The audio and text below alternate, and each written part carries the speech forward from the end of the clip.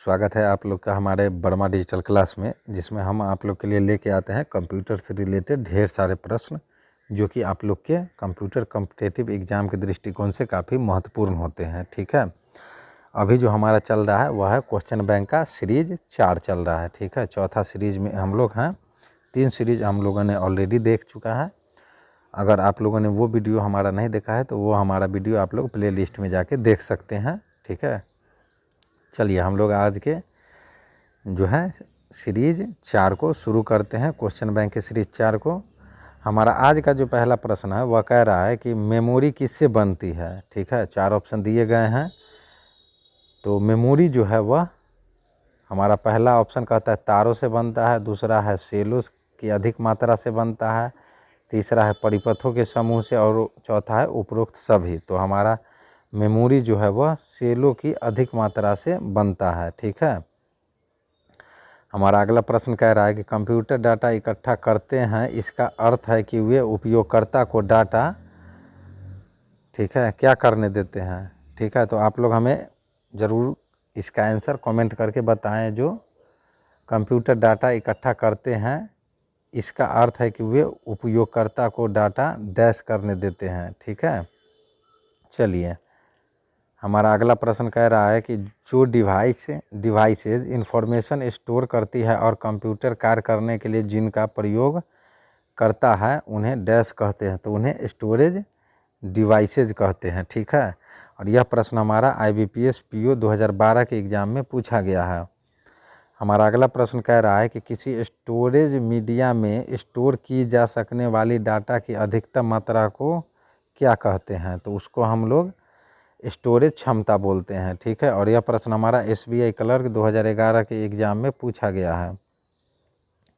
हमारा अगला प्रश्न कह रहा है कि निम्न में से कौन से घटकों के विषय में स्टोरेज और मेमोरी भिन्न है। ठीक है, तो कीमत और मूल्य, विश्वसनीयता और गति जो है इन सभी घटकों के विषय में स्टोरेज और मेमोरी भिन्न है। ठीक है, और यह प्रश्न हमारा इलाहाबाद बैंक PO 2011 में पूछा गया है।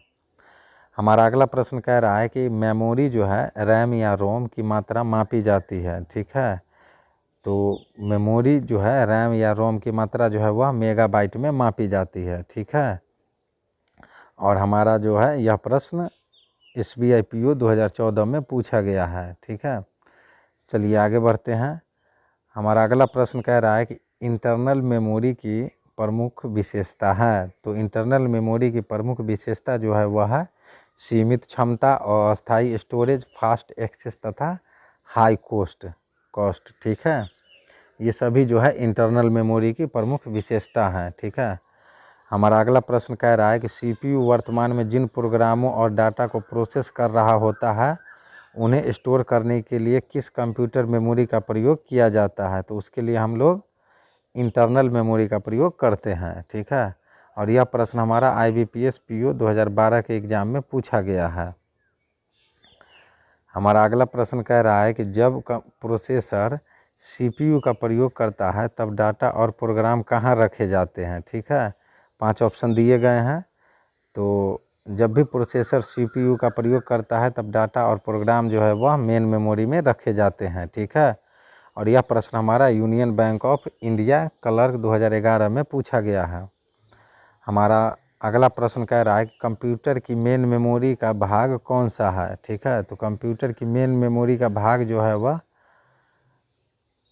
रैम और रोम है। ठीक है, ये दोनों जो है मुख्य भाग है कंप्यूटर की मेन मेमोरी का। चलिए हमारा अगला प्रश्न कह रहा है कि कंप्यूटर की प्रमुख मेमोरी को डैश भी कहा जाता है। तो कंप्यूटर की प्रमुख मेमोरी को जो है प्राथमिक या प्राइमरी स्टोरेज, आंतरिक स्टोरेज या प्राइमरी मेमोरी भी कहा जाता है। ठीक है, और यह प्रश्न हमारा इलाहाबाद बैंक PO 2011 के एग्ज़ाम में पूछा गया है। ठीक है, चलिए रैम का फुल फॉर्म क्या होता है उसके बारे में जानते हैं। तो रैम का जो फुल फॉर्म होता है वह है रैंडम एक्सेस मेमोरी। ठीक है, जो कि हमारा राइट आंसर है, और यह प्रश्न हमारा SBI क्लर्क 2012 के एग्ज़ाम में पूछा गया है। हमारा अगला प्रश्न कह रहा है कि रैम निम्नलिखित में से किसका उदाहरण है। तो रैम जो है वह वॉलेटाइल मेमोरी का उदाहरण है। ठीक है, और यह प्रश्न हमारा IBPS क्लर्क 2011 के एग्ज़ाम में पूछा गया है। ठीक है, हमारा अगला प्रश्न कह रहा है कि रैम में स्टोर की गई सूचना वॉलेटाइल मानी जाती है, जिसका अर्थ है कि वह अस्थायी रूप से नहीं, केवल अस्थायी रूप से स्टोर है। ठीक है, और यह प्रश्न हमारा IBPS क्लर्क 2011 के एग्ज़ाम में पूछा गया है। हमारा अगला प्रश्न कह रहा है कि रैम के बारे में निम्न में से कौन सा कथन असत्य है। ठीक है, तो रैम के बारे में जो है, रैम हार्ड डिस्क स्टोरेज के समान होता है, यह असत्य है। ठीक है, रैम जो है हार्ड डिस्क स्टोरेज के समान नहीं होता है। ठीक है, और यह प्रश्न हमारा IBPS क्लर्क 2015 के एग्ज़ाम में पूछा गया है। हमारा अगला प्रश्न कह रहा है कि प्राइमरी मेमोरी यूनिट किसका एक हिस्सा है। तो प्राइमरी मेमोरी यूनिट जो है वह CPU का एक हिस्सा है। ठीक है, हमारा अगला प्रश्न कह रहा है कि यदि प्रयोक्ता को CPU में तत्काल उपलब्ध सूचना की ज़रूरत हो तो यह क्या करेगा, रैम में स्टोर की जानी चाहिए। ठीक है, और यह प्रश्न हमारा IBPS क्लर्क 2011 के एग्ज़ाम में पूछा गया है। हमारा अगला प्रश्न कह रहा है कि डैश कंप्यूटर की मेमोरी है जहां सूचना अस्थायी रूप से संग्रहित होती है जब इसे प्रोसेसर द्वारा एक्सेस का कार्य किया जाता है। ठीक है, यानी रैम कंप्यूटर की मेमोरी है। ठीक है, जहां सूचना अस्थायी रूप से संग्रहित होती है जब इसे प्रोसेसर द्वारा एक्सेस या कार्य किया जाता है। ठीक है, हमारा रैम जो है वो राइट आंसर हो जाएगा। और यह प्रश्न हमारा IBPS RRB PO 2017 के एग्ज़ाम में पूछा गया है। ठीक है, चलिए हमारा अगला प्रश्न कह रहा है कि कौन सी मेमोरी टेम्पररी मेमोरी की तरह प्रयोग की जाती है। ठीक है, तो वॉलेटाइल मेमोरी जो है वह टेम्पररी मेमोरी की तरह प्रयोग किया जाता है। ठीक है, और यह प्रश्न हमारा IBPS RRB PO 2017 के एग्ज़ाम में पूछा गया है। हमारा अगला प्रश्न कह रहा है कि DRAM का लाभ है। ठीक है, तो यह SRAM से सस्ता है। ठीक है, DRAM का यही लाभ है कि यह SRAM से सस्ता है। अब इसका फुल फॉर्म क्या है DRAM और SRAM का, वो हमने अच्छे से एक सेपरेट वीडियो बना दिया है। अगर वो वीडियो नहीं देखा है आप लोगों ने शॉर्टकट का, ठीक है, तो वो आप लोग हमारे प्ले लिस्ट में जाके वहाँ से सारा फुल फॉर्म आप देख सकते हैं। जो रैम का फुल फॉर्म क्या होता है, UPI का फुल फॉर्म क्या होता है, बहुत सारे फुल फॉर्म का वहाँ हम लोगों ने यूज किया है। ठीक है, उस क्लास में, तो आप लोग वो वीडियो भी देख सकते हैं। ठीक है, और यह प्रश्न भी है हमारा 20वां प्रश्न जो है, यह SBI PO 2012 के एग्ज़ाम में पूछा गया है। हमारा अगला प्रश्न कह रहा है कि निम्न में से किस मेमोरी चिप की गति अधिक तेज है। ठीक है, तो निम्न में से जो है वह SRAM रैम मेमोरी चिप की गति जो है वह अधिक तेज है। ठीक है, हमारा प्रश्न फिर से सुन लीजिएगा, जो निम्न में से किस मेमोरी चिप की गति अधिक तेज है। ठीक है, तो SRAM की जो है गति वह बहुत तेज है। ठीक है, और यह प्रश्न हमारा SBI क्लर्क 2012 के एग्ज़ाम में पूछा गया है। ठीक है, हमारा अगला प्रश्न कह रहा है कि बिजली बंद कर दिए जाने के बाद जो स्टोरेज अपना डाटा रखती है उसे हम लोग नॉन वोलाटाइल मेमोरी कहते हैं। ठीक है, हमारा अगला प्रश्न कह रहा है कि कंप्यूटर में स्थित अस्थाई मेमोरी को निम्न में से क्या कहते हैं। तो निम्न में से हम लोग रोम बोलते हैं। ठीक है, अस्थाई मेमोरी को, और यह प्रश्न हमारा IBPS क्लर्क 2015 के एग्ज़ाम में पूछा गया है। हमारा अगला प्रश्न कह रहा है कि रीड ओनली मेमोरी की कौन सी विशेषता उसे उपयोगी बनाती है। ठीक है, तो रोम में डाटा को खतरा नहीं होता, बिजली न होने पर भी वह उससे जुड़ा रहता है। ठीक है, और यह प्रश्न हमारा union bank of India clerk 2011 के एग्ज़ाम में पूछा गया है। रोम जो है, ठीक है, रीड ओनली मेमोरी में डाटा जो है वह सिर्फ पढ़ा जाता है। ठीक है, हमारा अगला प्रश्न कह रहा है कि आपके कंप्यूटर में बनी परमानेंट मेमोरी को क्या कहते हैं। तो हमारे कंप्यूटर में जो परमानेंट मेमोरी परमानेंट मेमोरी जो रहता है उसको हम लोग रोम बोलते हैं। ठीक है, हमारा अगला प्रश्न कह रहा है कि जब आप पहले, ठीक है, एक कंप्यूटर को ऑन करते हैं तब CPU में संग्रहित निर्देशों को प्रयोग में लाने के लिए पहले से तैयार होता है, क्या होता है, रोम। ठीक है, और यह प्रश्न हमारा IBPS क्लर्क 2015 के एग्ज़ाम में पूछा गया है। हमारा अगला प्रश्न कह रहा है कि रोम में उपस्थित अस्थायी प्रोग्रामों को कहा जाता है। ठीक है, तो रोम में उपस्थित अस्थायी प्रोग्रामों को PROM कहा जाता है। ठीक है, हमारा अगला प्रश्न कह रहा है कि जब इसमें बिजली बंद हो जाती है तो मेमोरी के कंटेंट्स गुम नष्ट नहीं होंगे। ठीक है, कहाँ?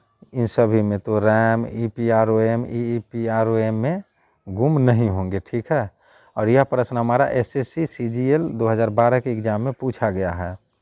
हमारा अगला प्रश्न कह रहा है कि EPROM का उपयोग होता है। ठीक है, तो EPROM का उपयोग जो है EPROM का, वह रोम के संदेश को हटाना और पुनः नए बनाना के लिए होता है। ठीक है, चलिए हमारा अगला प्रश्न कह रहा है कि कैश मेमोरी डैश के मध्य में स्थित होती है। ठीक है, तो कैश मेमोरी जो है वह CPU तथा रैम के बीच में होता है। ठीक है, और यह प्रश्न हमारा SBI क्लर्क 2012 के एग्ज़ाम में पूछा गया है।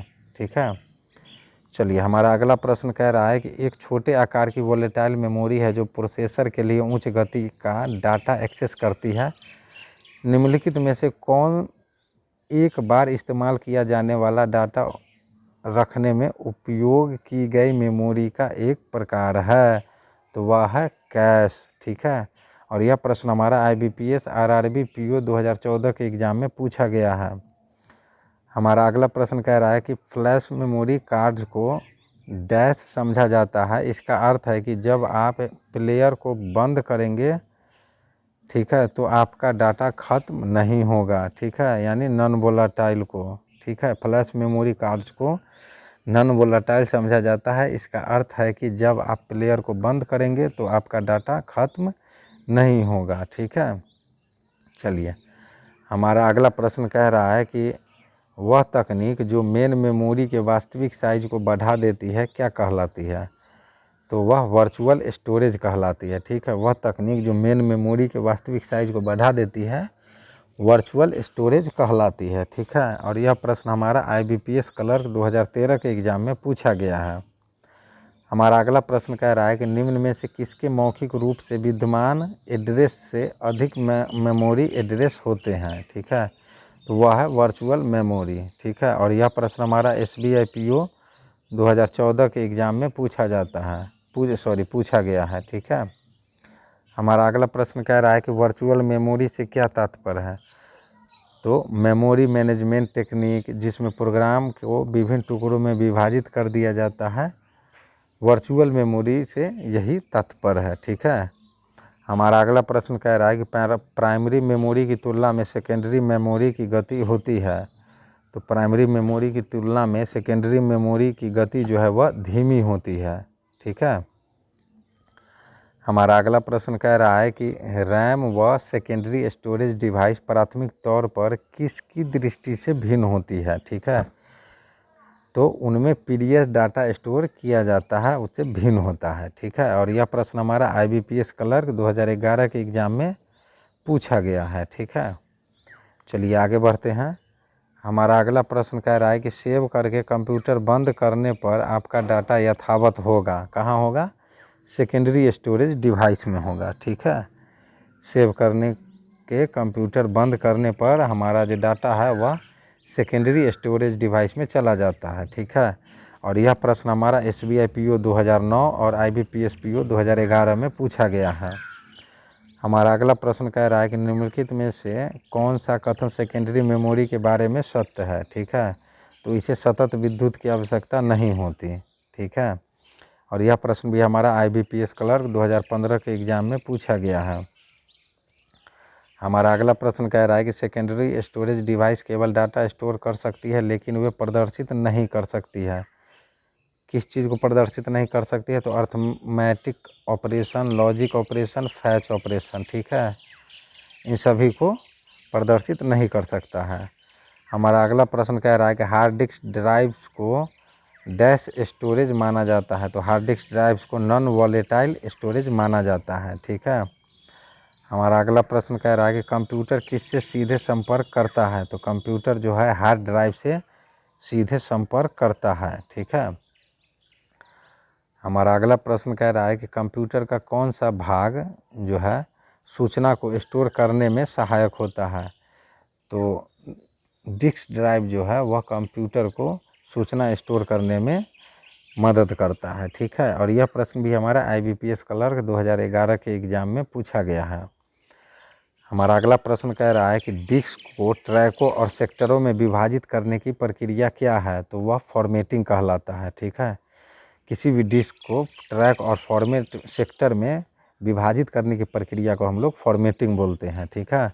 और यह प्रश्न हमारा इलाहाबाद PO 2011 और IBPS PO 2011 और IBPS क्लर्क मेंस में 2017 में ये प्रश्न पूछा गया है, ठीक है। चलिए, हमारा अगला प्रश्न कह रहा है कि हार्ड डिस्क में ट्रैक 0 का अर्थ क्या होता है। तो हार्ड डिस्क में ट्रैक 0 का अर्थ होता है सबसे भीतरी ट्रैक, ठीक है। हमारा अगला प्रश्न कह रहा है कि निम्न में से कौन सी स्टोरेज डिवाइस उपकरण ऐसा है जो कठिन अस्थायी रूप से स्थापित मैग्नेटिक डिस्क का प्रयोग डाटा जानकारी करने हेतु करता है। तो वह है हार्ड डिस्क, ठीक है। और यह प्रश्न हमारा इलाहाबाद PO 2011 के एग्ज़ाम में पूछा गया है, ठीक है। हमारा अगला प्रश्न कह रहा है कि हार्ड डिस्क को स्टोर करने के लिए डैश उपयोग किया जाता है। तो हार्ड डिस्क को स्टोर करने के लिए अस्थायी डाटा का उपयोग किया जाता है। और यह प्रश्न हमारा IBPS क्लर्क मेंस 2017 में पूछा गया है। हमारा अगला प्रश्न कह रहा है कि हार्ड डिस्क की गति कितनी होती है। तो हार्ड डिस्क की गति जो है वह 3600 चक्र प्रति मिनट होता है, ठीक है। हमारा अगला प्रश्न कह रहा है कि कंप्यूटर में डिस्क कहाँ इंसर्ट की जाती है। तो कंप्यूटर में डिस्क जो है डिस्क ड्राइव में इंसर्ट किया जाता है, ठीक है। हमारा अगला प्रश्न कह रहा है कि डिस्क ड्राइव की क्षमता किस में मापी जाती है। तो हार्ड डिस्क की क्षमता जो है वह गीगाबाइट यानी GB में मापी जाती है, ठीक है। हमारा अगला प्रश्न कह रहा है कि फ्लॉपी डिस्क पर डाटा को रिंग में रिकॉर्ड करना डैश कहलाता है। तो वह सेगमेंट कहलाता है, ठीक है। फ्लॉपी डिस्क पर डाटा को रिंग में रिकॉर्ड करना क्या कहलाता है, सेगमेंट कहलाता है। और यह प्रश्न हमारा IBPS RRB PO 2017 के एग्ज़ाम में पूछा गया है, ठीक है। हमारा अगला प्रश्न कह रहा है कि फ्लॉपी डिस्क किस प्रकार की मेमोरी है। तो फ्लॉपी डिस्क जो है वह एक्सटर्नल मेमोरी है, ठीक है। हमारा अगला प्रश्न कह रहा है कि पर्सनल कंप्यूटर के लिए सबसे प्रचलित स्टोरेज डिवाइस कौन सी है। तो पर्सनल कंप्यूटर के लिए सबसे प्रचलित स्टोरेज डिवाइस जो है वह फ्लॉपी डिस्क है, ठीक है। और यह प्रश्न हमारा SBI PO 2014 के एग्ज़ाम में पूछा गया है। हमारा अगला प्रश्न कह रहा है कि डिस्क के उस कंटेंट को क्या कहते हैं जो उसे बनाते समय रिकॉर्ड किया जाता है और जिसे प्रयोक्ता बदल या मिटा नहीं सकता, केवल रीड वाला फाइल होता है वह, ठीक है। जिसे हम लोग पढ़ सकते हैं, उसमें कोई चेंज नहीं कर सकते हैं, एडिट नहीं कर सकते हैं, ठीक है।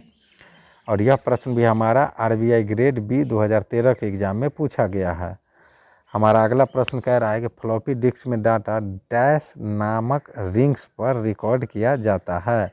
तो फ्लॉपी डिस्क में डाटा जो है वह ट्रैक्स नामक रिंग्स पर रिकॉर्ड किया जाता है, ठीक है। हमारा अगला प्रश्न कह रहा है कि मैग्नेटिक टेप किससे बना होता है। तो मैग्नेटिक टेप जो है वह प्लास्टिक पॉलीएस्टर से बना होता है। हमारा अगला प्रश्न कह रहा है कि डैश सबसे समान प्रकार की स्टोरेज डिवाइस है, ठीक है। तो मैग्नेटिक जो है वह सबसे समान प्रकार की स्टोरेज डिवाइस है। और यह प्रश्न हमारा SBI PO 2009 और IBPS PO 2011 में पूछा गया है, ठीक है। हमारा अगला प्रश्न कह रहा है कि निम्नलिखित में से किसमें अधिकतम डाटा की मात्रा को स्टोरेज माध्यम में संग्रहित करके रखा जा सकता है, ठीक है। तो मैग्नेटिक स्टोरेज में, ठीक है। और यह प्रश्न हमारा IBPS क्लर्क 2015 में पूछा गया है, ठीक है। चलिए आगे बढ़ते हैं। हमारा अगला प्रश्न कह रहा है कि CD का शाब्दिक अर्थ क्या है, ठीक है। 4 ऑप्शन दिए गए हैं, central disc, common disc, compact disc और कंट्रोल डिस्क। तो हमारा राइट आंसर जो है वह है ऑप्शन 3 कॉम्पैक्ट डिस्क, ठीक है। यानी CD का फुल फॉर्म जो है वह हो जाएगा कॉम्पैक्ट डिस्क, ठीक है। हमारा अगला प्रश्न कह रहा है कि स्टोरेज मीडिया जैसे CD की सूचनाएं डैश के प्रयोग से लिखती है और पढ़ती है, रेड लाइट के लेजर में, ठीक है। और यह प्रश्न हमारा इलाहाबाद बैंक पीओ 2011 के एग्ज़ाम में पूछा गया है। हमारा अगला प्रश्न कह रहा है कि CD रॉ का पूरा रूप है, तो CD रॉ का पूरा रूप है कॉम्पैक्ट डिस्क रीटेबल, ठीक है, ये जो है उसका पूरा रूप है। और यह प्रश्न हमारा RBI ग्रेड B 2012 के एग्ज़ाम में पूछा गया है। हमारा अगला प्रश्न कह रहा है कि रीयूजेबल, ठीक है, ऑप्टिकल स्टोरेज का टिपिकली एक्रोनिम डैश होगा, तो उसका जो होगा CDRW एक्रोनिम होगा, ठीक है। और यह प्रश्न हमारा SBI PO 2009 और IBPS PO 2011 में पूछा गया है, ठीक है। हमारा अगला प्रश्न कह रहा है कि CD रॉ डिस्क, ठीक है, CD रॉ डिस्क को इरेज और रीराइट किया जा सकता है, ठीक है। CD रॉ डिस्क को जो है हम लोग इरेज और रीराइट कर सकते हैं, ठीक है। और यह प्रश्न हमारा जो है पंजाब है सिंडिकेट में 2010, IBPS क्लर्क में 2011 में पूछा गया है, ठीक है। हमारा अगला प्रश्न कह रहा है कि कौन से मीडिया में डाटा जानकारी उनके उपयोगकर्ता द्वारा एक के से ज़्यादा बार स्टोर करने लिखने की क्षमता है, तो वह है CDRW डिस्क, ठीक है। और यह प्रश्न हमारा इलाहाबाद बैंक PO 2011 के एग्ज़ाम में पूछा गया है। हमारा अगला प्रश्न कह रहा है कि स्टोरेज मीडिया के रूप में निम्न में से क्या CD रोम के फ़ायदे हैं, तो वह है बृहत स्तर पर डाटा और जानकारी स्टोर करने का CD रोम एक कम खर्चीला इनएक्सपेंसिव तरीका है, ठीक है। और यह प्रश्न हमारा इलाहाबाद बैंक PO 2011 और IBPS PO 2011 में पूछा गया है, ठीक है। हमारा अगला प्रश्न कह रहा है कि ऑप्टिकली पढ़ी जाने वाली फ्लैट मेटालिक डिस्क जिसमें अस्थायी रूप से बहुत सी इन्फॉर्मेशन स्टोर की जाती है उसे CD रोम कहते हैं, ठीक है। हमारा अगला प्रश्न कह रहा है कि ऐसी कॉम्पैक्ट डिस्क को क्या कहते हैं जो लगभग 650 से 800 MB का डाटा या 74 से 80 मिनट का म्यूजिक स्टोर कर सकती है, तो उसे हम लोग CD रोम बोलते हैं। और यह प्रश्न हमारा SBI PO 2015 के एग्ज़ाम में पूछा गया है, ठीक है। हमारा अगला प्रश्न कह रहा है कि CD रोम और CD रोम में क्या अंतर है, ठीक है। प्रश्न एक बार फिर से सुन लीजिएगा, काफ़ी महत्वपूर्ण प्रश्न है। CD रोम और CD रोम में क्या अंतर है, ठीक है। तो CD रोम पर लिखा जा सकता है और CD रोम पर केवल पढ़ा जा सकता है, ठीक है। हमारा अगला प्रश्न कह रहा है कि DVD क्या है, तो DVD जो है वह है डिजिटल वीडियो डिस्क, ठीक है। और यह प्रश्न हमारा SSC CPO CGL 2013 के एग्ज़ाम में पूछा गया है, ठीक है। चलिए, हमारा अगला प्रश्न कह रहा है कि निम्न में से कौन सा स्टोरेज डिवाइस उपकरण का उदाहरण है, ठीक है। तो चुंबकीय मैग्नेटिक डिस्क, टेप्स, DVDs, ये सभी जो हैं वो स्टोरेज डिवाइस का उदाहरण है, ठीक है। और यह प्रश्न हमारा इलाहाबाद PO 2011 में पूछा गया है, ठीक है। चलिए, हमारा अगला प्रश्न कह रहा है कि DVD डैश का उदाहरण है, तो DVD जो है ऑप्टिकल डिस्क का उदाहरण है, ठीक है। और यह प्रश्न हमारा bank of Baroda 2011, IBPS PO 2011 और SBI PO 2014 में पूछा गया है। हमारा अगला प्रश्न कह रहा है कि ब्लू रे डिस्क का प्रयोग किस में किया जाता है, तो ब्लू रे डिस्क का प्रयोग PlayStation 3 में किया जाता है, ठीक है। हमारा अगला प्रश्न कह रहा है कि पेन ड्राइव है, तो पेन ड्राइव क्या है, तो पेन ड्राइव जो है एक हटाई जाने वाली द्वितीय स्टोरेज यूनिट है, ठीक है। हमारा अगला प्रश्न कह रहा है कि 3.5 इंच वाली फ्लॉपी डिस्क की क्षमता होती है, तो उसकी क्षमता जो है वह 1.44 MB होती है, ठीक है। और यह प्रश्न हमारा SBI क्लर्क 2012 के एग्ज़ाम में पूछा गया है। हमारा अगला प्रश्न कह रहा है कि स्टोरेज डिवाइस निम्न में से कौन सी नहीं है, तो प्रिंटर जो है वह स्टोरेज डिवाइस नहीं है, बाकी CD, DVD, floppy disk, hard disk, ये सभी जो हैं वो हमारा स्टोरेज डिवाइस होता है, ठीक है। और यह प्रश्न हमारा SBI PO 2013 और SBI PO 2014 के एग्ज़ाम में पूछा गया है। हमारा अगला प्रश्न कह रहा है कि स्टोरेज डिवाइस का मुख्य फोल्डर क्या कहलाता है, तो स्टोरेज डिवाइस का मुख्य फोल्डर जो है वह रूट डायरेक्टरी कहलाता है। ठीक है, और यह प्रश्न हमारा RBI ग्रेड B 2013 के एग्ज़ाम में पूछा गया है। ठीक है, चलिए आगे बढ़ते हैं। हमारा अगला प्रश्न कह रहा है कि सेकेंडरी स्टोरेज मीडिया से हार्ड डिस्क में सॉफ्टवेयर प्रोग्राम को कॉपी करने की प्रक्रिया को क्या कहते हैं? तो उसको हम लोग इंस्टॉलेशन कहते हैं। ठीक है, और यह प्रश्न हमारा IBPS PO 2011, RBI grade B 2012, RBI grade B 2013 में पूछा गया है। ठीक है, काफ़ी महत्वपूर्ण प्रश्न है ये।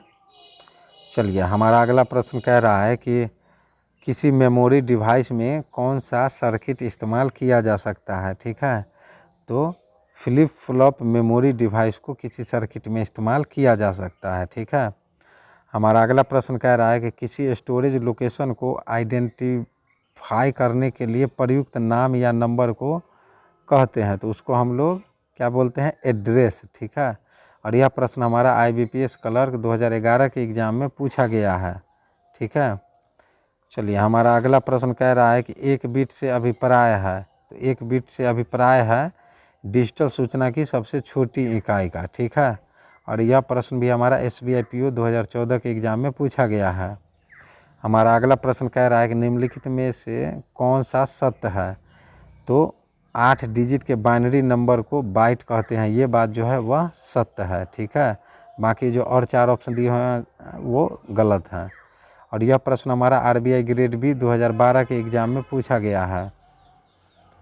हमारा अगला प्रश्न कह रहा है कि डैश का प्रयोग कंप्यूटर मेमोरी तथा फ्लॉपी डिस्क, CD-ROM ड्राइव तथा हार्ड डिस्क की संग्रहण क्षमता को मापने के लिए किया जाता है। ठीक है, तो वह है बाइट्स। ठीक है, और यह प्रश्न हमारा SBI PO 2015 के एग्ज़ाम में पूछा गया है। हमारा अगला प्रश्न कह रहा है कि निम्नलिखित में से कौन सी वैध मेमोरी यूनिट नहीं है? तो ILB जो है वह वैध मेमोरी यूनिट नहीं है, बाकी KB, YB, PB जो भी है वह वैध मेमोरी यूनिट है। ठीक है, और यह प्रश्न भी हमारा IBPS RRB PO 2017 के एग्ज़ाम में पूछा गया है। चलिए हमारा अगला प्रश्न कह रहा है कि निम्नलिखित में से क्या क्या 4 बिट्स के समूह का एक और अन्य नाम है? तो वह है निबल। ठीक है, और यह प्रश्न भी हमारा IBPS क्लर्क 2015 और IBPS PO 2016 के एग्ज़ाम में पूछा गया है। ठीक है, हमारा अगला प्रश्न कह रहा है कि कितने बिट्स 1 बाइट्स के बराबर होता है? तो 8 बिट्स जो है 1 बाइट के बराबर होता है, और यह प्रश्न हमारा IBPS PO 2016 के एग्ज़ाम में पूछा गया है। हमारा अगला प्रश्न कह रहा है कि कंप्यूटर संक्षिप्तकार KB का समान अर्थ होता है? तो KB का समान अर्थ जो है वह किलो बाइट होता है। ठीक है, और यह प्रश्न हमारा IBPS PO 2011 और IBPS क्लर्क 2011 में पूछा गया है। ठीक है, हमारा अगला प्रश्न कह रहा है कि सबसे बड़े से सबसे छोटे के क्रम में निम्नलिखित में से कौन सा लिस्टेड है? तो हमारा जो लिस्टेड है वह है ऑप्शन नंबर 4, पहला है TB, फिर GB, फिर MB, फिर KB, और यह प्रश्न भी हमारा IBPS क्लर्क 2011 के एग्ज़ाम में पूछा गया है।